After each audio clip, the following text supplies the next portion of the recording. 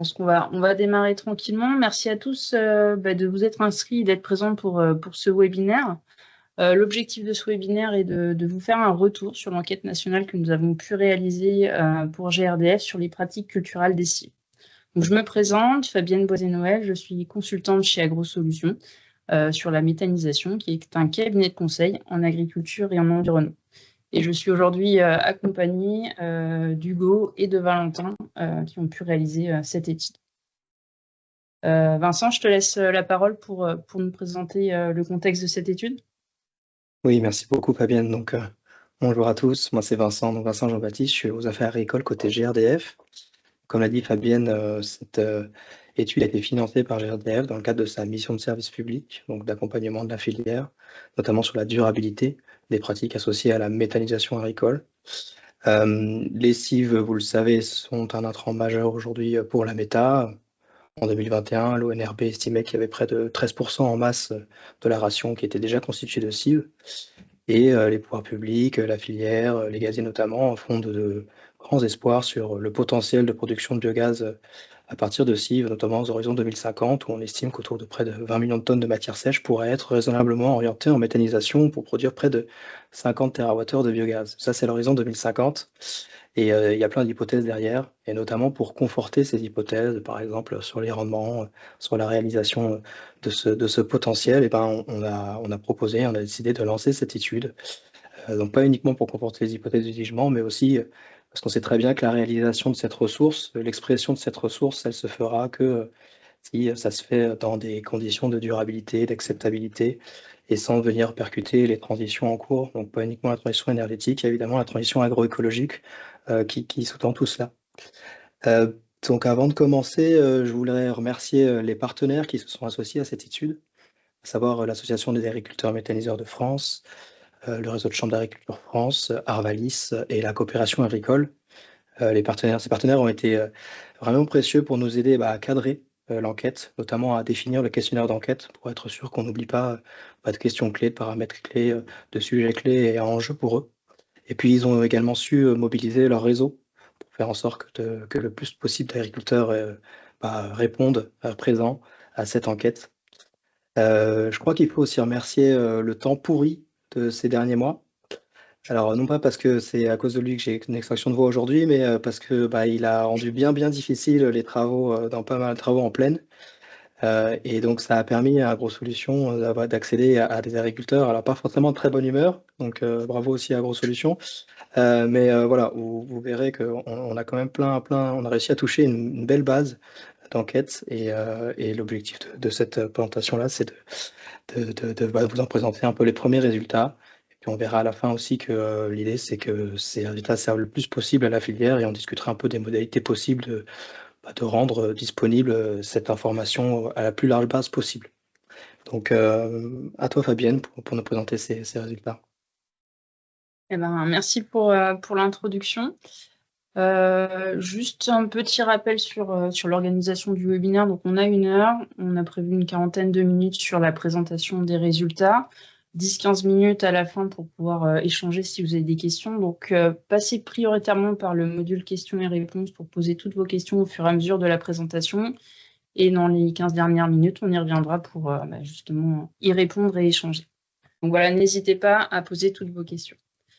Au niveau du déroulé, donc on va vous présenter la description de l'échantillon et ensuite on va rentrer vraiment dans les résultats, donc sur cives d'hiver, ensuite sur cives d'été et l'impact des cives sur l'organisation des exploitations. Et on viendra sur les premières conclusions, comme le disait en introduction Vincent, on est sur une enquête en ligne, vous verrez par la suite, on a approfondi cette enquête en ligne via des questionnaires sur site ou par téléphone. Donc pour l'instant, on est sur les premières conclusions et grâce à ces questionnaires approfondis, on va pouvoir enrichir en fait les informations captées dans ce questionnaire en ligne. Au niveau du profil d'échantillon, donc on a eu 117 exploitations qui nous ont répondu sur leurs pratiques culturales des cives. Parmi ces 117 répondants, on a fait une catégorisation par rapport à leurs années d'expérience. On en avait 100 qui avaient plus de 3 ans d'expérience et 17 moins de 3 ans. Alors pourquoi sur cette limite, on avait besoin d'avoir des gens qui avaient déjà fait quelques années climatiques sur la production de cives et pouvoir nous donner des informations, notamment les taux d'échec, les rendements, qui ont déjà vécu quelques années climatiques et qui puissent déjà nous ramener des éléments. Donc on s'est basé vraiment dans ce que va vous présenter sur ces 100 réponses, et au milieu de ces 100 réponses, on s'est basé sur un échantillon de 99. On avait un répondant dont les valeurs étaient un peu extrêmes. On n'a pas pu rééchanger avec cet agriculteur pour pouvoir un petit peu valider ou pas ces données. Donc, à défaut, on reste sur un échantillon de 99 répondants.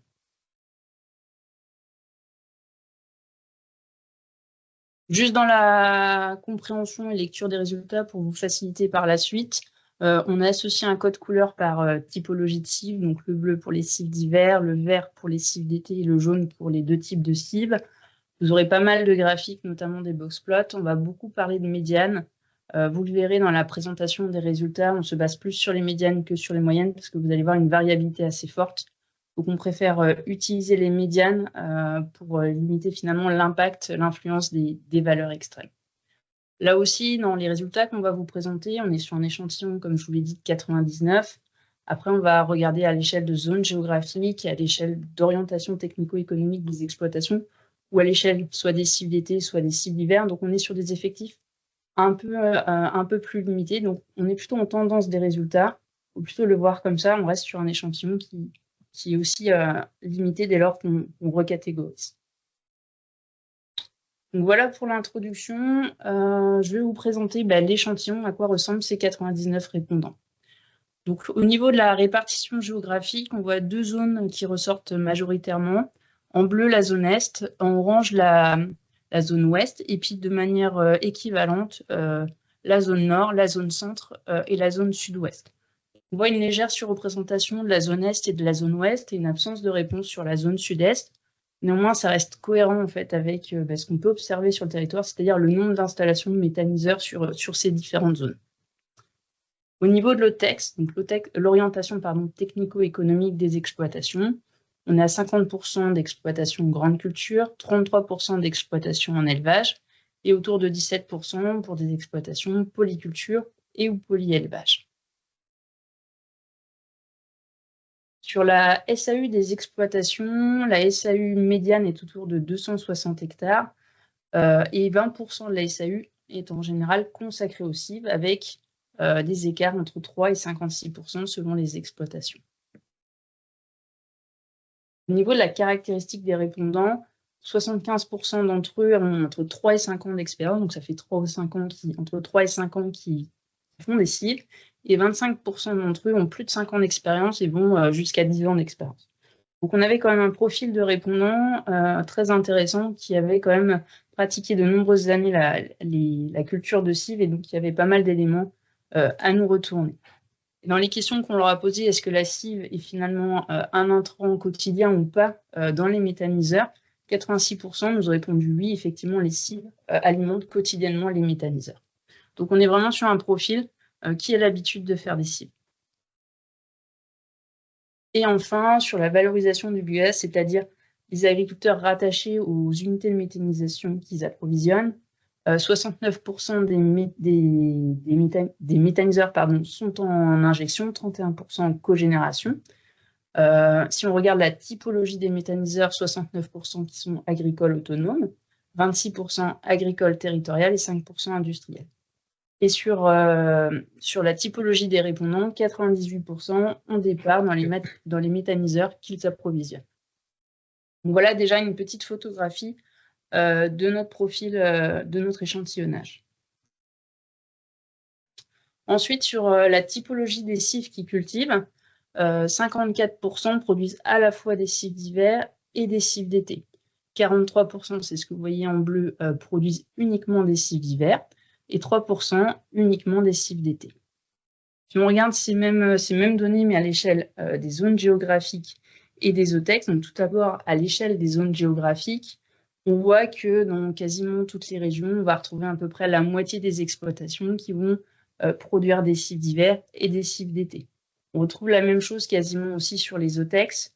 La chose un petit peu différente qu'on peut voir, c'est qu'on voit que Les cives d'été sont uniquement les cives d'été sont faites dans le sud-ouest ou l'ouest, et ça correspond aux OTEX d'élevage.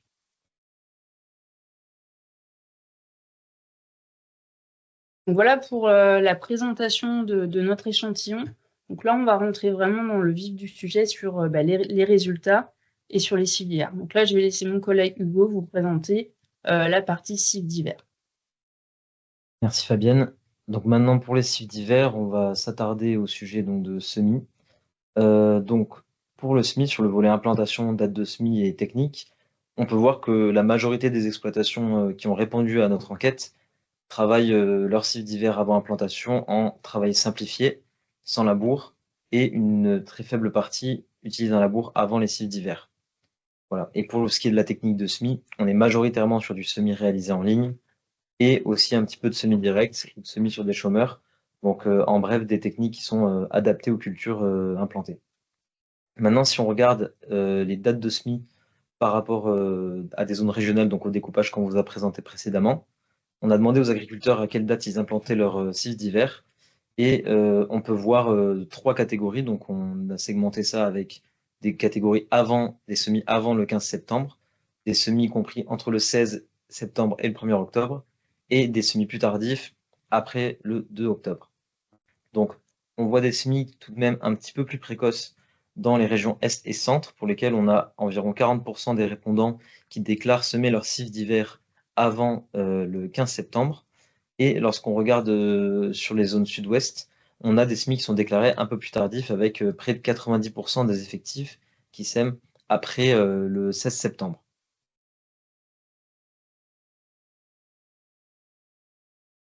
Maintenant, si on regarde les espèces et les mélanges les plus cultivés, on voit que le seigle est un petit peu notre grand gagnant des cives d'hiver, qui arrive avec 44% des espèces déclarées par nos répondants, suivi de près par l'orge d'hiver. Et ensuite, on arrive sur des proportions un peu plus réduites avec des mélanges de céréales et de légumineuses, ou des mélanges de céréales entre elles, du triticale, pré gras, de l'herbe, d'autres céréales et des légumineuses telles que la luzerne, trèfle. Maintenant, on resuit en haut à droite sur le graphique un découpage des espèces, une répartition des espèces par zone géographique. Donc, on peut voir que là aussi, le seigle en gris clair est largement majoritaire, si ce n'est que pour la zone centre, on a en blanc l'orge d'hiver qui est majoritaire dans cette zone géographique. Voilà. Et on peut voir une variété un peu plus présente dans le sud-ouest avec plus de cultures en parts égales. Si on décline maintenant les espèces cultivées par OTEX, par orientation technico-économique, on peut voir que en grande culture, on est avec majoritairement du seigle et également derrière en deuxième position l'orge d'hiver à 29% pour ces OTEX. Si on commence à regarder parmi la polyculture, polyélevage et l'élevage, on voit qu'en seconde position, donc en première position, on est toujours sur du seigle. En revanche, en seconde position, on a des mélanges qui commencent à arriver.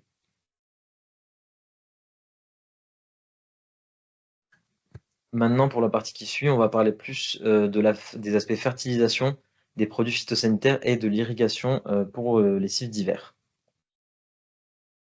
Donc, on a demandé aux agriculteurs dans nos enquêtes de renseigner quelle était la dose d'azote totale, donc minérale et organique combinée, qu'ils apportaient sur leurs cives d'hiver. Et il se trouve que la majorité des exploitations, donc à peu près 60%, apportent entre 80 et 120 unités d'azote par hectare sur les cives d'hiver. Donc c'est ce qu'on peut voir sur la distribution du graphique en bas à gauche, où on voit donc 26% qui apportent entre 80 et 100, 33% entre 100 et 120. Une fois qu'on sort de ce cadre-là, on voit qu'il y a un petit peu moins de répondants qui fertilisent davantage, donc au-delà de 120 unités d'azote, ou qui fertilisent moins, donc en dessous de 80 unités d'azote. Si on regarde le fractionnement des apports, on a soit un apport qui est réalisé, donc par quasiment la moitié des exploitations, 45%, ou en fractionnement en 2 apports. Ces apports sont réalisés majoritairement en sortie d'hiver, puisque 93% des exploitations apportent une fertilisation à cette période, et on a un peu moins qui apportent de la fertilisation au semis, donc 32%. Maintenant, si on regarde la quantité d'azote totale apportée par zone géographique, il semble qu'on a quand même quelques petites disparités. Donc si on regarde les valeurs médianes, Alors, je ne l'ai pas spécifié, mais la valeur médiane au niveau national dans notre enquête était de 103 unités d'azote par hectare.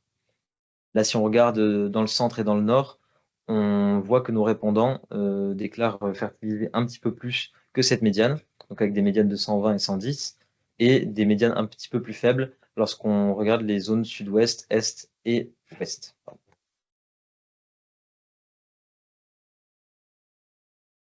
Maintenant, si on fait un focus dans la fertilisation sur le volet digestat, donc on a demandé quelle était la part justement de cette fertilisation qui était apportée par le digestat, et on voit déjà que dans 85% des exploitations répondantes, on a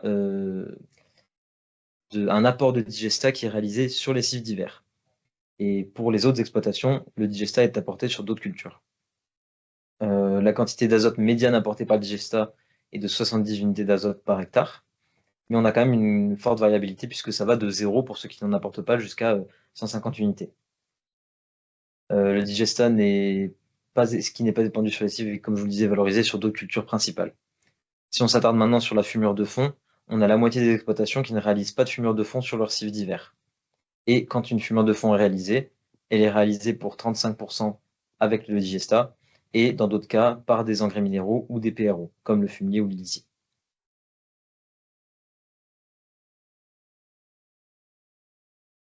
Si on s'attarde maintenant sur l'irrigation et la protection des plantes, parmi nos répondants, 96% déclarent que leurs cives d'hiver ne sont pas irriguées. Alors, on a tout de même 4% qui ont déclaré irriguer avec un usage qui va de 30 à 100 mm. Alors, il faut voir que voilà, ces 4%, ça représente 3-4 répondants.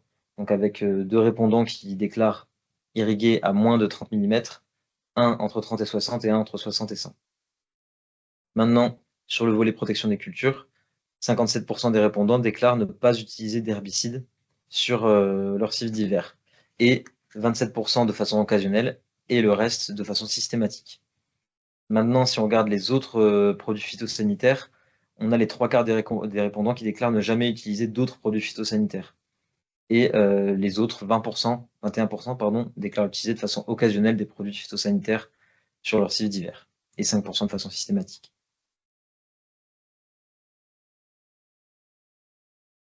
Concernant l'impact que les cives d'hiver ont sur la culture suivante, on a demandé en perte de rendement comment les agriculteurs percevaient la perte associée, enfin la perte de rendement sur la culture suivant la cive d'hiver. On a dans 20 à 40%, donc c'est ce qu'on voit dans le graphique en bas à gauche, hein, dans 20 à 40% des cas, on n'a pas d'impact pour les agriculteurs. On a même des cas en vert où les agriculteurs estiment qu'il y a un impact positif de la cive d'hiver sur la culture suivante. Et ensuite, on a des impacts qui sont estimés de moins 10 à moins 50% de perte de rendement sur les cultures suivantes. Et ces impacts négatifs sont principalement observés sur des cultures suivantes telles que le maïs ou le tournesol. Maintenant, sur le volet eau, on a demandé donc si la ressource en eau était limitante pour la culture suivante à la cive d'hiver. Alors, c'était une réponse de type oui-non. Et on voit quand même que majoritairement, la ressource en eau est perçue comme limitante pour la culture suivante. Et de façon contre-intuitive, on a tout de même le sud-ouest qui déclare, enfin, nos répondants dans le sud-ouest qui déclarent que la ressource en eau n'est pas limitante. Alors là, ça peut être associé au fait, on a regardé un peu plus les données, mais que 80% sont irrigants, qu'il n'y aurait peut-être pas une vision identique, enfin, qu'il y aurait peut-être une différence de vision ou de gestion de la ressource en tout cas, mais on n'a pas vraiment plus d'explications sur ce résultat-là. Sur ce point-là, Hugo, tu peux nous rappeler, on en a une dizaine de réponses dans le sud-ouest, c'est ça? Et c'est ça à peu près, voilà. Ouais. Donc c'est pas non plus statistiquement C'est ça, exactement. c'est compliqué de tirer une généralité de ça, quoi. Parce que c'est Voilà, effectivement exactement. contre-intuitif. Voilà, c'est ça.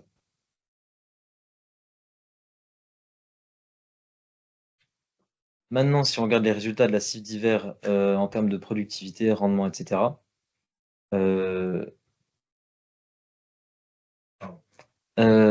Donc les cives d'hiver ont un rendement médian à l'échelle nationale qui est de l'ordre de 9 tonnes de matière sèche.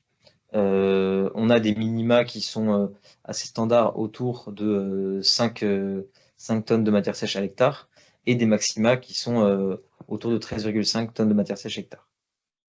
On peut voir sur le graphique de droite que les rendements semblent légèrement plus élevé dans les zones nord, est et sud-ouest par rapport à d'autres répondants du centre et de l'ouest. Et pour ce qui est des dates de récolte de la cive d'hiver, on a un étalement de la récolte qui va de mi-avril jusqu'à début juin.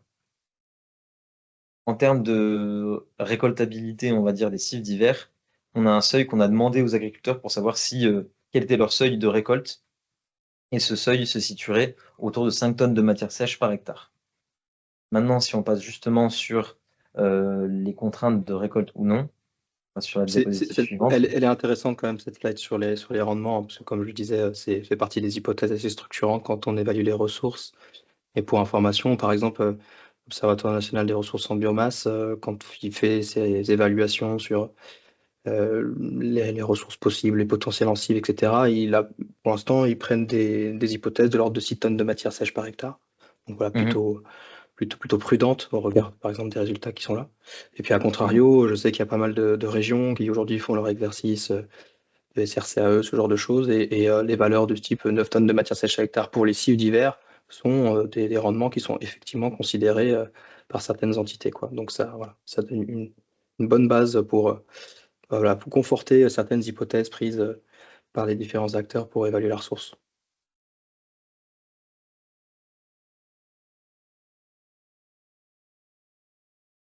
Donc maintenant, si on repart de la récoltabilité ou non, on a demandé également le taux d'échec de la culture des cives d'hiver aux agriculteurs. Et sur tous nos répondants, il y en a 85% qui n'ont eu aucun échec au cours de leur expérience de culture de cives d'hiver.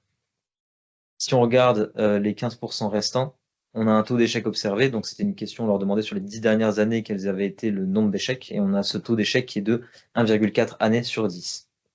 On peut voir que ces échecs ont particulièrement été observés dans les régions du sud-ouest, de l'ouest ou du nord. Alors si on s'attarde à la raison de ces échecs de culture, les problèmes qui ont été évoqués étaient des problématiques à la levée ou des excès d'eau avant récolte, mais également des manques de pluviométrie durant le cycle. Et certains évoquent des problématiques d'adventice également, qui auraient posé problème pour la culture des cives d'hiver. Donc c'était tout pour la cive d'hiver, il me semble. Et maintenant, je vais laisser la parole à Fabienne, qui va continuer sur la cive d'été. Merci Hugo pour cette présentation. Donc on va aller sur le même type de diapositive pour les cives d'été. Donc on va repartir de la même manière, semi-récolte, travail du sol. Donc vous allez retrouver ici les éléments sur la partie semis. Donc là aussi, on va retrouver des agriculteurs qui privilégient une préparation du sol avec des techniques de travail simplifiées. On voit que 25% sont sans labour, 71% en travail simplifié et 4% en labour. Sur le matériel qui va être utilisé pour semer, donc là on voit des petites différences, c'est tout à fait normal par rapport aux cives d'hiver. Donc on va retrouver le semoir monograine et ça c'est lié effectivement aux espèces, mais on va retrouver comme en cives d'hiver du semis direct, du semis en ligne ou du semis sur des chômeurs. Donc quand on voit les pourcentages, globalement on va retrouver semis direct, semis en ligne en matériel utilisé, ensuite le semoir monograine et enfin le semis sur des chômeurs. Sur la répartition des dates de semis, donc là, vous voyez, il y a beaucoup plus de classes qu'en cives d'hiver. On a des dates de semis sur les cives d'été qui vont s'étaler de mi-avril jusqu'à début août. Donc, on a vraiment un étalement des dates de semis qui est plus important que ce qu'on pouvait voir sur cives d'hiver. On vous a mis une alerte, effectivement, et on vous le rappelle là, tous les semis qui sont réalisés avant le 1er juin ne correspondent pas réglementairement suite au dernier décret de août 2022 à des cives d'été. Néanmoins, voilà la photographie de ce qu'on a pu avoir de nos répondants. Certains ont la capacité ou la possibilité de semer avant le 1er juin. Donc, vous avez les différents systèmes. On voit quand même que globalement, si on regarde un peu en détail ces dates de semis, c'est ce que vous voyez en bleu, une majorité, quelle que soit la zone, vont semer entre le 1er et le 31 juillet. Certains vont semer un peu plus tard, vont tenter de semer un peu plus tard après le 1er août, même si on sait que plus on va semer tard notre cive d'été, plus ça va être compliqué par la suite. Mais on va avoir aussi pas mal de semis qui se font avant le 1er juillet et avant le 1er juin. Et donc, on va retrouver effectivement dans les zones ouest, dans les zones nord, dans les zones est et un petit peu sud-ouest. Voilà. Pour la suite des éléments... Fabienne, peut-être une petite précision sur ce des aspects réglementaires, de toute façon, comme tu l'as dit, effectivement, la mise à jour du décret culture, elle date de mi-2022. Et là, tu l'as bien dit au début, dans les répondants, on a des profils d'agriculteurs qui ont une expérience parfois de 5 ans. Donc, ils nous répondent peut-être sur leur campagne 2020, 2021, 2021, 2022. Auquel cas, en l'occurrence, là, ils pouvaient considérer cela effectivement comme des cives. Donc, c'est seulement à compter de août 2022 qu'il y a cette notion de date pivot qui a été introduite. Donc, je pense que c'est un élément quand même important à répondre. Le retour d'expérience sur la campagne 2022, 2023, 2024, enfin, on n'a que le retour d'expérience 2023, 2022, 2023, quoi. La campagne en cours, c'est un peu plus compliqué, quoi. Tout à fait. Effectivement, dans les questions qu'on leur posait, on leur demandait de moyenner un peu leur pratique pour avoir une vision globale. Donc, effectivement, c'est aussi pour ça qu'on ressort des dates de semis avant le 1er juin. Dans la suite de l'analyse, néanmoins, vu qu'on est parti sur les cives d'été, on s'est concentré vraiment uniquement sur ceux qui sèment à partir du 1er juin. Donc, l'ensemble des résultats que vous allez avoir par la suite sur les cives d'été, ce sont des résultats de cives qui sont semés à partir du 1er juin pour être dans le cadre réglementaire. Néanmoins, c'est des éléments qu'on a regardés aussi pour ce qui se fait avant. Il y aura la possibilité de regarder les éléments plus tard en détail. Si on va donc sur les espèces, on va retrouver de manière un peu répartie, de manière un peu homogène, les espèces les plus cultivées, maïs, des espèces en mélange et du sorgho monocoupe. On va retrouver ces 3 catégories qui sont quasiment à peu près au même niveau. On va retrouver ensuite du sorgho multicoupe, du tournesol et d'autres espèces de cives d'été de manière un peu plus ponctuelle. Si on regarde ces espèces à l'échelle régionale, on va retrouver le sorgho monocoupe plutôt implanté dans le sud-ouest et dans le centre. On va retrouver le maïs sur l'ensemble des zones avec une moins forte proportion dans la zone est, où là on va plutôt retrouver les mélanges type tournesol, sorgho ou autres qui vont être faits dans ces régions. Et dans l'ouest, on va retrouver de manière un peu équivalente le sorgho multicoupe, les mélanges et le maïs. Si on regarde par OTEX, c'est assez intéressant de regarder aussi par OTEX. On ne va pas avoir la même répartition, c'est-à-dire sur le podium, on ne va pas avoir la même répartition des espèces. En grande culture, c'est ce que vous avez au milieu. On va retrouver en tête le maïs, suivi du mélange, puis du sorgho monocoupe. Alors que par exemple, pour les polyculteurs polyélevage, vont plutôt aller sur du mélange en première espèce, en tout cas l'espèce qu'ils vont cultiver, puis les sorgho monocoupes, puis soit du maïs, soit du sorgho multicoupe. Et sur l'élevage, on va avoir aussi des choses un peu différentes sur finalement ce podium. On va retrouver en premier le sorgho multicoupe, second le maïs et enfin le sorgho monocoupe. Donc on voit selon les zones, selon les OTEX, parfois une répartition un petit peu différente de ces espèces, même si en globalité, on va retrouver maïs, des espèces en mélange ou du sorgho monocoupe qui restent les 3 espèces de cives d'été les plus cultivées. Sur la partie fertilisation, produits phytosanitaires et irrigation, donc tout d'abord sur la partie fertilisation azotée, donc comme vous l'a dit Hugo, on leur a posé la question quelle est la dose totale que vous apportez, donc organique et minérale confondues. Là, on va avoir une beaucoup plus grande variabilité sur les cives d'été, sur les doses, et on voit effectivement une répartition, vous voyez sur le graphique, où ça va entre 40 et 100 unités. La majorité d'agriculteurs sont sur une dose entre 40 et 100 unités. La dose médiane, elle est de 80 unités sur cives d'été. On va avoir aussi une partie d'agriculteurs qui n'en apportent pas ou peu, on est à 12%. Et puis on voit où on peut avoir des doses un peu plus élevées sur ces zones-là. Au niveau de la fréquence des apports, donc certains vont le faire en une fois, majoritairement, 68% vont apporter en fait au semis leur dose sur cives d'été. Certains vont le faire aussi en 2 fois et ça va se faire sur la culture en développement. Si on regarde cette dose totale apportée par rapport aux zones géographiques, vous allez voir des écarts assez importants entre le sud-ouest et les autres zones géographiques. Retenez bien ce graphique, ce sera intéressant de faire le parallèle derrière avec la biomasse restituée, enfin la biomasse produite, pardon. Et donc vous allez retrouver cette même catégorie. On voit effectivement que sur le sud-ouest, la dose médiane est autour de 125, elle est bien plus élevée, mais vous verrez que les rendements aussi obtenus en sud-ouest sont plus élevés. Après, si on regarde l'ouest, l'est, le centre et le nord, on va avoir des doses médianes entre 60 et 90 unités. Là aussi, ce qui est intéressant de regarder, c'est la forte variabilité au sein même des zones. On voit bien les écarts, on va prendre l'exemple de l'ouest. ça peut aller vraiment sur des écarts min-max très importants. Sur cible d'été, il faut le retenir dans la plupart des questions, on le voit dans l'analyse, il y a beaucoup de variabilité entre zones. Il faut savoir que sur cible d'été, certains vont vraiment faire la cible d'été comme une cible d'hiver et vont la conduire en tant que telle. Pour d'autres, ça va être plutôt une culture d'opportunité. Donc les stratégies qui sont mises derrière par les agriculteurs ne sont pas les mêmes. Certains vont vraiment faire leur cible, d'autres vont dire bon, c'est une opportunité, je sème, on verra ce que ça donne, si je peux récolter. Donc c'est là aussi où on voit plus de variabilité dans les résultats sur cible d'été, du fait des stratégies différentes qu'on va avoir derrière ces cultures. Sur la part du digestat, donc là on leur a demandé effectivement comment vous utilisez le digestat sur cette dose totale. Dans l'échantillon étudié, 75% vont apporter du digestat sur les cibles d'été et la dose médiane est de 50 unités. Donc 50 unités vont être mises spécifiquement sur les cibles d'été. La part qui ne va pas être utilisée, comme vous l'avez dit Hugo, en fait elles sont préférentiellement remises sur des cultures de vente. Et effectivement, si on regarde au niveau des OTEX des exploitations, souvent les éleveurs ou polyculteurs, polyéleveurs vont quand même favoriser beaucoup de digestat sur les cibles, alors que les OTEX grandes cultures vont faire à la fois un apport sur cible, mais aussi vont pouvoir privilégier le digestat sur leur culture de vente. Sur la fumure de fond, vous avez le graphique, le camembert qui est juste là à droite. 64% d'entre eux considèrent qu'ils ne font pas de fumure de fond sur leur cible d'été et 36% le couvrent grâce au digestat.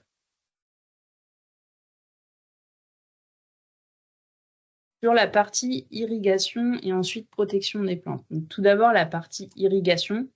Donc, vous voyez effectivement 70% en fait, des agriculteurs, donc c'est la partie qui est bleu-gris là, 70% ne font pas d'irrigation sur leur cible d'été. Donc, on a 30% qui les irriguent. Et on leur avait mis donc des classes. Et dans ces classes, on va retrouver à moins de 30 mm, donc c'est ce que vous avez en blanc, 7% d'entre eux. Entre 30 et 60, c'est ce que vous avez en vert d'entre eux. Entre 60 et 100, c'est ce que vous avez en bleu, donc 11% d'entre eux. Et plus de 100, on est à 6%.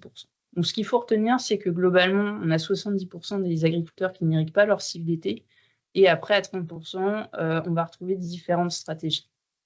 Une majorité d'entre eux, quand même, vont plutôt favoriser la levée.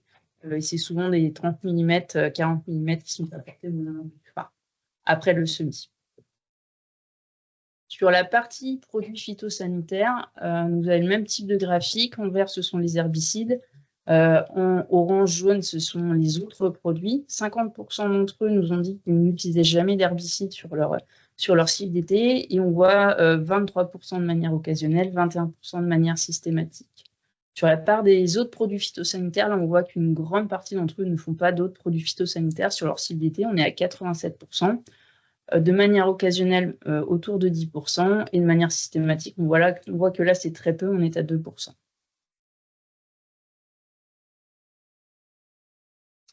Et enfin, sur la productivité, donc les rendements des cibles d'été. Donc le rendement médian au niveau national est autour de 7 tonnes de matière sèche, avec des minima et des maxima qui sont bien plus importants que ce qu'on pouvait voir sur cible d'hiver. Donc des écarts types bien plus importants, des minima à 1,6 et des maxima à 16 tonnes. Comme je vous l'avais dit, sur la partie fertilisation, on retrouve le même type de graphique. Si vous vous souvenez bien, la partie fertilisation azotée, la dose totale apportée, on avait le sud-ouest qui était vraiment au-dessus. On retrouve la même chose sur le rendement. Donc, il faut aussi retenir qu'il y a plus d'azote mis sur cible d'été dans la zone sud-ouest, mais cet azote est valorisé parce qu'on voit que la biomasse qui est produite se retrouve ici. On a une biomasse plus importante. Si on regarde les autres zones, ouest, est, centre et nord, on va voir que la médiane au niveau de la productivité, on tourne entre 5 et 8 tonnes de matière sèche. Avec des zones est et des zones centre, on voit que c'est un peu plus compliqué en termes de productivité.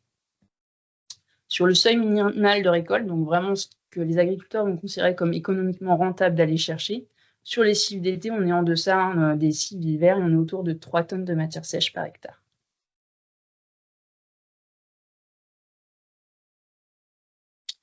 Sur le taux d'échec, sans surprise, on voit une variabilité plus importante et des taux d'échec un peu plus importants que ce qu'on pouvait voir sur cible d'hiver. Donc 52% des répondants nous ont dit avoir déjà subi au moins sur une année sur 10 un échec sur leur cible d'été.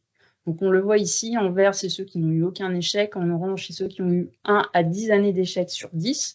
Donc, certaines zones, on le verra, notamment la zone Est, la zone Nord, déclarent plus d'échecs. On est autour de pas loin de 70% d'entre eux qui ont moins subi un échec. Et dans ces zones-là, on va même sur des taux d'échec bien supérieurs, autour de 3, parfois 4 années sur 10. Bon, les raisons sont surprises aussi, hein, sur les cibles d'été, on sait que c'est la problématique. Ça va être en fait les problématiques de levée et de manque de pluviométrie durant la période estivale. Et dans la zone nord aussi, c'est un peu sans surprise, cette capacité à pouvoir semer le plus tôt possible.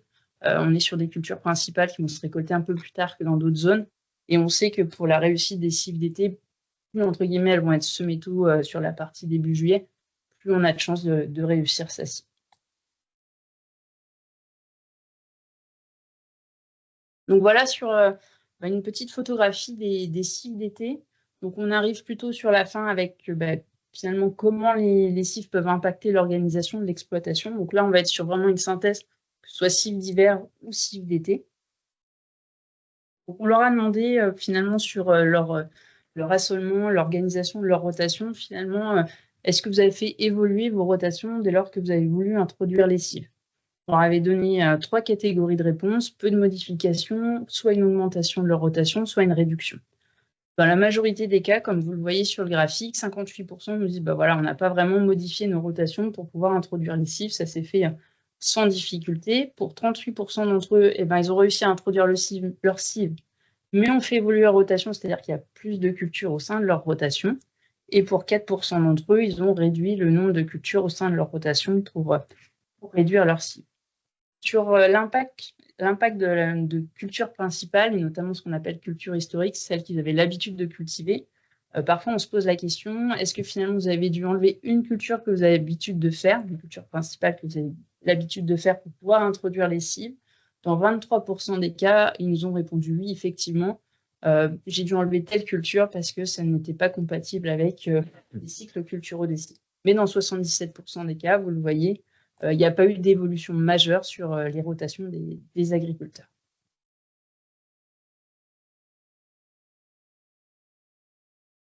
On leur a posé aussi la question, comment vous avez introduit les cibles au sein de vos rotations. Donc là, on va vous représenter les principales successions qu'on a pu observer au sein des zones. Donc, tout d'abord, on va commencer sur les cibles d'hiver.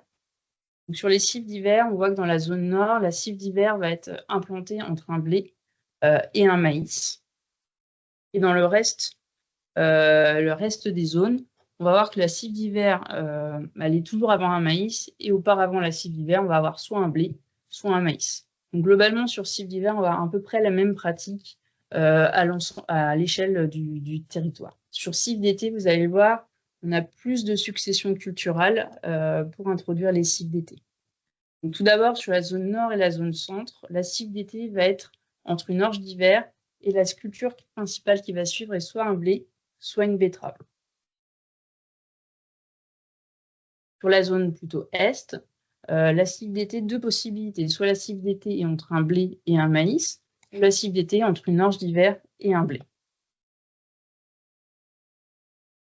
Sur la zone ouest, là aussi 2 possibilités. On a vu 2 types de succession culturelle qui ressortaient majoritairement. La cible d'été peut être intercalée entre une orge d'hiver et un maïs ou entre 2 blés. Et enfin, sur la zone sud-ouest, la cible d'été, on va la retrouver intercalée entre une orge d'hiver ou différentes céréales d'hiver que peuvent être notamment le blé, triticale et autres. Donc on voit qu'on a plus de typologie, en tout cas de succession culturelle, sur les cibles d'été que sur les cibles d'hiver. On leur a posé aussi la question de l'impact agronomique des cibles sur les systèmes. Finalement, comment a évolué votre enherbement sur la rotation? Vous avez le petit graphique. Pour la moitié d'entre eux, il n'y a pas eu de modification, c'est ce que vous avez en vert. Et pour une grande majorité d'entre eux, il y a quand même une réduction sur l'enherbement.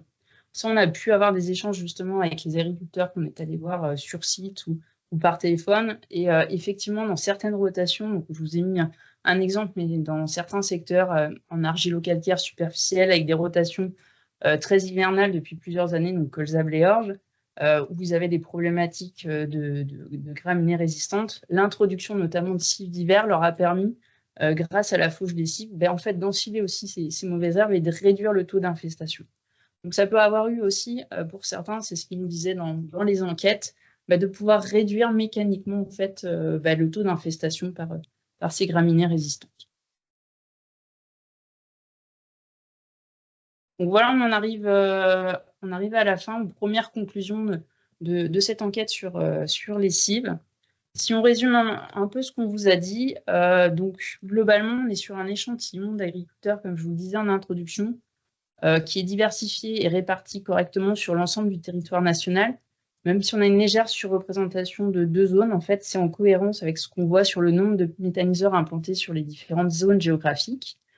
On voit pas mal de variabilité sur les pratiques culturales, notamment sur la dose totale apportée, sur le taux de réussite de la culture selon les zones géographiques, ou même sur la biomasse récoltée. Alors cette variabilité, comme je vous l'ai dit, elle est d'autant plus marquée sur les cibles d'été que sur les cibles d'hiver, où les pratiques sur cibles d'hiver sont vraiment globalement semblables.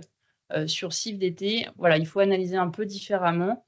La cible d'été va pas être toujours conduite de la même manière en fonction de si on la réfléchit ou si on la considère comme une culture d'opportunité. Et enfin, selon les typologies de cives et des OTEX, on voit que le retour du digestat se fait quand même préférentiellement sur la cive, mais on a noté un usage un peu différent sur les exploitations de grandes cultures, comme je vous le disais, qui aiment aussi le valoriser sur leur culture de vente. Les éléments clés à retenir, donc on vous a fait une petite photographie des premiers éléments clés à retenir à la fois sur cives d'hiver et à la fois sur cives d'été. Donc majoritairement, les espèces qu'on peut retrouver sur cives d'hiver, ça va être le seigle, les orges d'hiver ou des mélanges soit de céréales, soit de céréales avec des légumineuses. Des dates de récolte qui vont du 15 avril au 15 mai. Des doses totales d'azote apportées entre 80 et 120, avec une médiane à 103 unités d'azote. Un digestat qui peut représenter, selon les répondants, entre 60 à 70% de la dose totale, et un rendement médian au niveau de 9 tonnes de matière sèche par hectare, et un seuil minimal de récolte, en tout cas considéré économiquement rentable, de 5 tonnes de matière sèche par hectare. Donc sur cible d'été, ce qu'on va retrouver en termes d'espèces cultivées, ça va être le sorgho, le maïs ou les mélanges, avec des dates de semis autour du 1er juin au 15 juillet, avec une plus large variabilité sur les dates de semis, comme on l'a dit tout à l'heure. Une dose d'azote totale entre 40 et 100, donc là on voit de plus gros écarts types, mais une médiane à 80. Un digestat qui va représenter entre 75 et 80% de la dose totale, un rendement à 7 tonnes de matière sèche par hectare et un seuil minimal de récolte à 3 tonnes de matière sèche par hectare. Pour la suite, donc comme on vous le disait, donc on a fait cette enquête en ligne avec des questions, on va dire, fermées. L'objectif était de pouvoir analyser l'ensemble des réponses. Nous avons complété cette enquête en ligne avec une 50aine d'enquêtes approfondies. Donc on réalise soit par téléphone, soit sur site, donc d'une durée d'entretien entre 1 et 2 heures, selon si les agriculteurs font que des cibles d'hiver, que des cibles d'été ou les deux. Et l'objectif de ces enquêtes approfondies, c'est justement d'aller comprendre un peu mieux les stratégies qui sont mises en place derrière, donc à la fois sur les pratiques, sur la fertilisation, sur l'usage du digestat, sur la gestion des problèmes sanitaires, des bioagresseurs, comment ont évolué leurs IFT sur l'exploitation de manière générale, et aussi tout ce qui va être lié finalement à des indicateurs socio-économiques, l'augmentation de charges de travail, les pics de travail, quel est le prix de la cible, comment ils sont rémunérés sur cette partie-là. Et à la fin, on les questionne aussi sur leurs besoins d'accompagnement. Au niveau de la filière, l'objectif est aussi de comprendre finalement ce qui leur manque encore pour pouvoir progresser sur ces pratiques. Donc voilà pour cette présentation. Vincent, je te laisse Oui, je peux reprendre la parole sur tout ce qui est écrit en bleu là, sur rendez-vous cet été pour une synthèse complète des résultats. En fait, c'est un tout petit peu faux dans le sens où l'objectif cet été, c'est pas forcément de vous apporter une synthèse complète des résultats, mais l'objectif, c'est de mettre à disposition la base complète, c'est-à-dire à la disposition de la filière.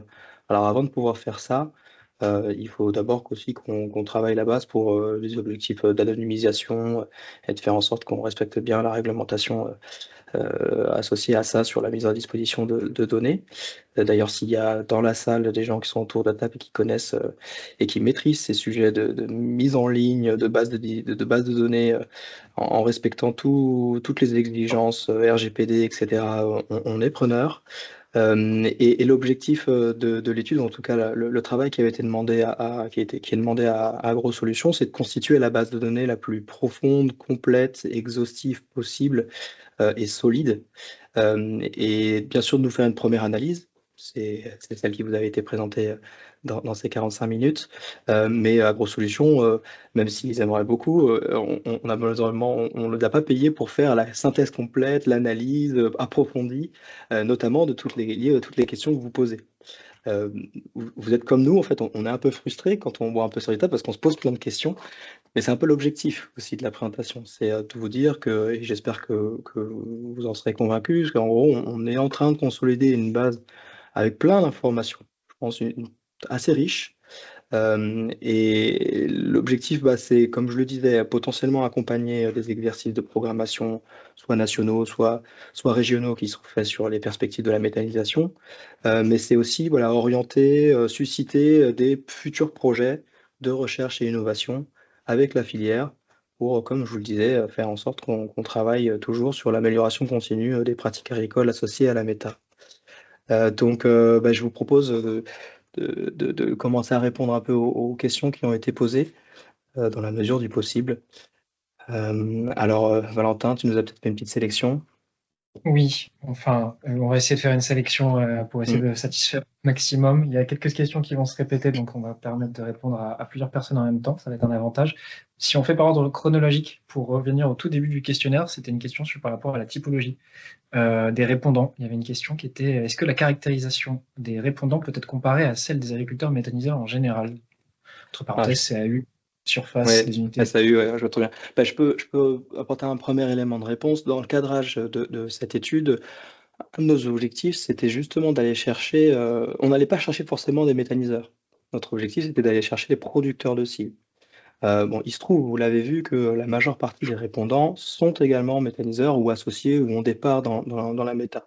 Mais on en a quelques-uns qui sont simplement producteurs de cives et qui n'ont pas de part dans l'unité de méthanisation. Et donc, c'est des profils d'ailleurs assez intéressants à aller regarder. Donc la réponse est plutôt non. Puis en plus, je ne sais même pas s'il existe potentiellement ce profilage entre guillemets des agriculteurs méthaniseurs. Je pense que par contre, il y a des entités qui les connaissent bien, l'Association des agriculteurs méthaniseurs de France, etc. Et donc là, je pense qu'il faudra plutôt vous tourner vers l'AMF, par exemple, qui pourra vous dire si sa connaissance du profil type, même si je doute qu'il existe un profil type de l'agriculteur méthaniseur, cadre avec les profils qui ont répondu à cette enquête. Je compléterai très rapidement. Effectivement, quand on a eu les résultats qui arrivaient au fur et à mesure, on a essayé d'élargir notre profil et de ne pas avoir que des agriculteurs qui avaient des parts dans les unités de méthanisation. On a interrogé une majorité d'unités de méthanisation. On les a appelés en leur disant voilà, comment vous fonctionnez, est-ce que vous êtes 100% des exploitations autour. La plupart, quand même, nous disaient qu'ils ne faisaient pas toujours appel à leurs voisins ou autres qui n'avaient pas de part. Donc, on a eu du mal à élargir, mais c'est aussi peut-être une représentation, comme le disait Vincent, finalement, de ce profil d'agriculteurs méthaniseurs. Souvent, ils avaient quand même une part. Ils ne produisaient pas des cibles juste comme ça, ils avaient une part. En dehors, on va dire, des grosses unités plus territoriales. Oui, on a réussi à capter un type de profil. Je crois qu'on a quelques réponses, 2-3 réponses qui sont d'ailleurs assez homogènes, de producteurs de cives, purs producteurs de cives, non méthaniseurs, et qui apportent ou qui fournissent les cives à beaucoup des unités industrielles. Donc on a cette information-là dans la base, encore une fois, qui sera mise à disposition avec tous les prérequis en termes d'anonymisation, etc. On a également une question sur l'impact de la production de cives sur les cultures principales suivantes, à savoir est-ce qu'on a une valeur moyenne ou médiane par rapport à l'impact que ça va avoir, que ce soit sur des diminutions potentielles ou des augmentations? Alors, on leur a demandé plutôt de manière, comment ils le voyaient. On n'a pas de chiffres spécifiques à vous donner, effectivement. On n'est pas sur des données expérimentales. Je pense que ces éléments ont déjà pu être mesurés, notamment dans des essais, par exemple, menés par Avalis ou par d'autres, dans des réseaux d'expérimentation. Là, on leur demandait d'estimer en moyenne s'ils voyaient un impact. Donc, on est plutôt sur des chiffres globaux qui donnent une idée du potentiel impact. Mais on n'a pas de quintaux par hectare par typologie de culture suivante qu'on pourrait fournir. C'est plutôt du ressenti, hein, voilà. C'est une question ressenti, enquête en ligne. Je ne sais même pas dans les enquêtes plus approfondies par téléphone, on reste sur ce ressenti en pourcentage, on leur pose pas de questions en impact en quinto et tout ça. Non, on Pas. n'est pas rentré spécifiquement Ouais. sur des quintos. On échange dessus, mais on ne va pas aussi précis. Je pense que le plus intéressant est de passer par du réseau d'expérimentation qui permet de mesurer Et dans précisément. les typologies de questions qui peuvent être un peu du même acabit quand on va voir les agriculteurs chez eux ou quand on est par téléphone avec eux dans les échanges, la difficulté qu'il y a, c'est qu'on pose des questions assez précises sur l'impact de la cive, mais que le domaine agricole étant grandement lié à l'influence climatique, les agriculteurs ont énormément de mal à savoir si l'impact ou non de certains aspects agronomiques qu'ils vont voir à la suite d'une cive sont exclusivement liés à la cive ou liés à d'autres pratiques qui ont eu lieu ou d'autres conditions climatiques qui ont eu lieu sur leur territoire ou sur leur parcelle à ce moment-là. Bien que, évidemment, ils aient des avis à des moments sur les questions, mais ils n'arrivent pas à savoir si oui ou non c'est exclusivement lié à la cive. Autre question qu'on a pu avoir, j'en profite maintenant pour éviter qu'elle passe à la trappe, c'est sur la finalité de cette présentation. Est-ce que ça sera communiqué aux participants et est-ce que par la suite il y aura des fiches régionalisées de produites? Je peux peut-être répondre là-dessus, parce que Fabienne, là je pense qu'il est possible techniquement, on a le listing des participants à envoyer cette présentation-là, je pense que c'est tout à fait possible. Par contre, après, en termes de livrable, encore une fois, le livrable final, ce sera la base de données complète. En dehors des retours qui sont faits aux sondés, c'est-à-dire que les sondés, pour le coup, évidemment, eux, ils ont un retour personnalisé, voilà, c'est normal, ils ont pris du temps pour répondre à l'enquête, donc on leur envoie un retour pour eux. Donc pour eux, effectivement, ils ont ces informations-là, ils peuvent se comparer par rapport à la moyenne régionale, etc. Mais pour le coup, il n'est pas prévu à ce stade. C'est pas un livrable prévu de l'étude. Donc, mais comme vous aurez accès à la base de données complète, vous pourrez recréer et refaire tout cela. Ne te trompe pas, hein, Fabienne, hein, tu n'as pas prévu de le faire. Oui, tout à fait. Oui, tout à fait. Pardon. Si je n'interviens pas, c'est que... C'est bon. On est bon. On avait une question qui était sur les résultats par rapport à la différence entre deux régions, entre l'Est et le Sud-Ouest. Qu'est-ce qui pouvait expliquer les différences de rendement? Alors, c'est sur cible d'hiver ou cible d'été? Il y a la question, il date d'il y a 15 minutes, donc ça devait être sur les cibles d'été. La cible d'été, ouais. Alors, si c'est les différences de rendement entre deux zones. Alors, sur le Sud-Ouest, voilà, on le dit avec l'effectif qu'on a, donc c'est avec toutes les précautions que je le dis. On voit une biomasse quand même qui est bien plus importante que dans les autres zones. Ils ont certainement une capacité à semer un peu plus tôt que dans certaines zones de l'Est et sûrement moins de difficultés à gérer la ressource en eau via de l'irrigation.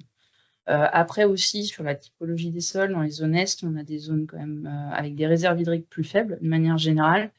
Donc on voit aussi plus de difficultés à réussir. Pour avoir travaillé sur des enquêtes autres, notamment dans la zone vraiment Grand Est, c'est des remontées sur les cibles d'été ou des taux d'échec importants liés vraiment à cette manque de pluviométrie et à une typologie de sol.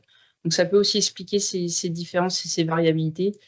La capacité à gérer la ressource en eau, la capacité à semer tôt, c'est ce qui va faire la réussite d'une cible d'été, la capacité à semer tôt, et le potentiel, on va dire, des pédoclimatiques de la zone. On a une question sur les aspects économiques qui demande un peu quel est l'impact économique des exploitations qui vont considérer que les cives sont plus une culture d'opportunité, notamment sur les questions après plus en détail sur la trésorerie et les charges engrais herbicides par exemple. Alors, on n'a pas encore fini d'analyser cette partie-là. C'est dans le questionnaire approfondi où justement, on veut voir comment ils intègrent de manière économique les cibles dans leurs exploitations, à la fois les charges, à la fois les prix de vente. Ils n'ont pas tous la même façon d'analyser les choses, donc c'est un peu difficile de vous redonner déjà une réponse précise et certains vont le considérer, en tout cas économiquement, comme une culture principale, alors que d'autres vont vraiment être sur une culture d'opportunité, donc ils ne vont pas y mettre les mêmes stratégies. On va avoir vraiment une multiplicité de réponses et d'éléments, donc c'est un peu difficile de donner une grande orientation là-dessus. On a une question qui est plus à la destination de Vincent et de l'équipe GRDF sur l'aspect de est-ce qu'il y aura une suite à ces travaux, de nouvelles enquêtes dans quelques années, est-ce que pour évaluer les évolutions? Eh bien, je l'espère. Et puis surtout, on fait appel aux partenaires, à toutes les entités qui seraient intéressées pour effectivement renouveler l'exercice si vous estimez qu'il est utile, etc. Et à cette occasion-là, on sera tout à fait disposé d'en discuter. Donc, on l'espère. C'est effectivement une perspective qu'on a bien en tête.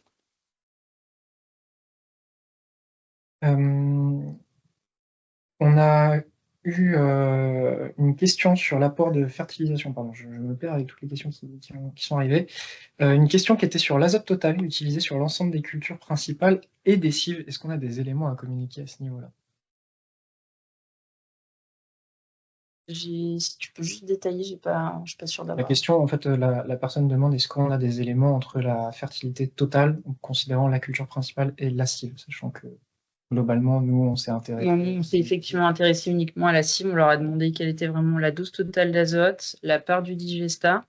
Et dans les questions approfondies, dans les enquêtes approfondies, on va vraiment détailler l'itinéraire de la cive sur la partie fertilisation, donc quelle dose à quelle date, et si c'est du minéral ou de l'organique. Et si on voit qu'ils n'utilisent pas, par exemple, le digestat ou juste une toute petite partie, on leur demande comment ils le valorisent, s'ils le récupèrent, bien évidemment. Après, sur la partie vraiment autonomie azotée à l'échelle de l'exploitation, on échange oralement dessus, mais on ne va pas vraiment dans les chiffres. Donc, on s'est vraiment attardé sur l'ITK, vraiment l'itinéraire technique culturel des cives. On a une autre question sur la fertilisation minérale des cives, là exclusivement des cives, donc on peut avoir des éléments de réponse, sur la distinction qu'il est possible de faire entre l'apport d'azote minéral sur l'apport total de la cive. Et une autre question sous-jacente à celle-ci est de savoir est-ce que l'apport d'azote minéral il concerne seulement les agriculteurs qui se lancent dans la méthanisation, donc ils n'auraient pas d'apport de digestat, sous-entendu, ou est-ce que c'est des agriculteurs qui finalement utilisent l'azote minéral comme source durable? Alors, globalement, ce qu'on voyait, c'est que la majorité d'entre eux récupèrent du digestat et le valorisent préférentiellement sur les cives. Néanmoins, ils le complètent avec... soit ils le complètent pas, hein, si la dose totale est du digestat, mais sinon ils le complètent effectivement par un azote minéral. On voit différentes stratégies, on a vu quelques petites différences à l'échelle des OTEX, mais là aussi c'est des tendances, hein, il faut prendre avec précaution l'ensemble des données. Mais majoritairement, ils récupèrent du digestat pour la plupart des agriculteurs qui apportent des cives et vont le valoriser quand même sur les cives. Même si une partie, ils aiment bien aussi le valoriser sur des cultures de vente. Ça peut être du maïs, ça peut être du tournesol, ça peut être aussi du colza, parce que ça va être des cultures aussi sur lesquelles voilà, ça va être bien valorisé, ça va permettre de favoriser ces cultures-là. Donc il y a différentes stratégies, mais effectivement... C'est une question qui renvoie aussi à l'évolution possible dans le temps des pratiques en fonction des campagnes. Là, on vous a présenté les résultats de l'enquête en ligne où il n'y avait pas de profondeur temporelle. On leur demandait en gros un peu de moyenner leurs pratiques sur les 3-5 dernières années. Dans les enquêtes approfondies, il me semble qu'on a essayé un peu d'aller gratter sur la campagne précédente, la campagne d'avant et la campagne d'encore avant. Donc éventuellement, on pourra capter ces évolutions-là, de savoir est-ce qu'au début, ils ont mis un peu de minéral, puis ensuite ils basculent vraiment sur l'organique une fois qu'ils commencent un peu à maîtriser tout ça. Donc voilà, il y aura peut-être des réponses dans la base de données, dans les enquêtes approfondies. Mais on est bien conscient, et ça c'est un des aspects qui est perfectible, et c'est ce qui pousserait aussi sur la mise à jour régulière de ce genre d'enquête, c'est d'acquérir cette profondeur temporelle qui permettrait d'évaluer les évolutions des pratiques au cours du temps. On va avoir peut-être le temps pour une dernière question, parce qu'il reste 1 minute. Une question qui est tombée plusieurs fois, donc pardon et navré pour ceux sur lesquels on n'aura pas eu le temps de s'attarder sur la question, en espérant que certaines ont été non posées, parce que vous allez retrouver directement certains éléments dans la base de données qui sera fournie par la suite. Mais pour cette dernière question, c'est l'aspect est-ce qu'on a des éléments pour les pourcentages de matière sèche à la récolte? Alors oui, effectivement, on leur a demandé leur teneur en matière sèche. On attend de les valider plutôt avec les questionnaires approfondis. On était sur des valeurs autour de 30%. Après échange, on s'est posé la question, il y a une histoire, enfin, on s'est posé une question sur la valeur en tant que telle, pardon, et notamment sur comment sont aussi les cessives, les jus de silo et autres par rapport à cette teneur donnée. Donc, on a plutôt creusé cette information côté questionnaire approfondi.